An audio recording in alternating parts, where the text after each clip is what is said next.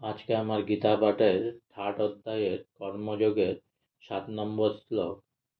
যস্যিন্দ্রিয়াণি মনসা নিয়ম্যাৎ ভতেহ চুন কর্মেন্দ্রিয় কর্মযোগ যোগম শক্ত স বিশিষ্যতে।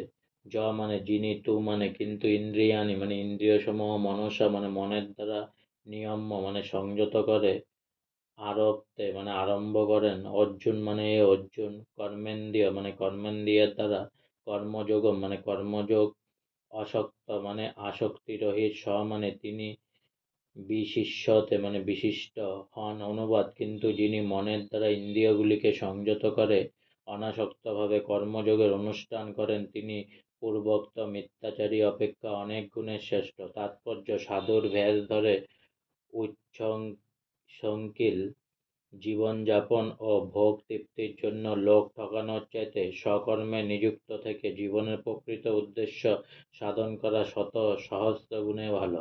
জীবনের প্রকৃত উদ্দেশ্য হচ্ছে জড় বন্ধন থেকে মুক্ত হয়ে ভগবানের কাছে ফিরে যাওয়া। স্বার্থগতি অর্থাৎ জীবনের প্রকৃত স্বার্থ হচ্ছে শ্রী বিষ্ণুর শ্রী চরণারবিন্দে আশ্রয় লাভ করা। সমগ্র বর্ণাশ্রম ধর্মের উদ্দেশ্য হচ্ছে মানুষকে সেই চরম গন্তব্যের দিকে নিয়ে যাওয়া। কৃষ্ণ ভাবনায় উদ্ভূত হয়ে কর্তব্যকর্ম করার ফলে একজন গৃহস্থ ভগবানের কাছে ফিরে যেতে পারে।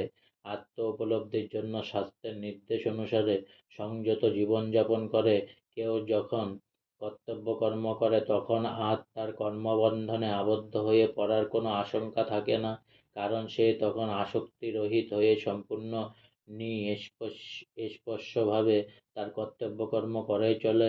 এভাবে সংযত নিষ্ক্রিয় থাকার ফলে তার অন্তর পবিত্র হয় এবং ভগবানের সান্নিধ্য লাভ হয়।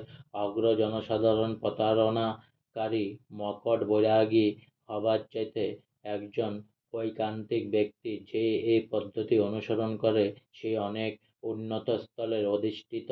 সে যে সমস্ত ভণ্ড সাধুর লোক ঠকাবার জন্য ধ্যান করার ভান করে তাদের থেকে একজন কর্তব্যনিষ্ঠ মেথরও অনেক মহৎ। আজকে আমার গীতা পাঠের থার্ড অধ্যায়ের কর্মযজ্ঞের 7 নম্বর শ্লোক এখানেই সমাপ্ত হলো। তাই অনেক অনেক সাবস্ক্রাইব করুন, অনেক অনেক লাইক করুন, আর সঙ্গে বলুন হরে কৃষ্ণ কৃষ্ণ কৃষ্ণ হরে হরে, হরে রাম রাম রাম হরে হরে।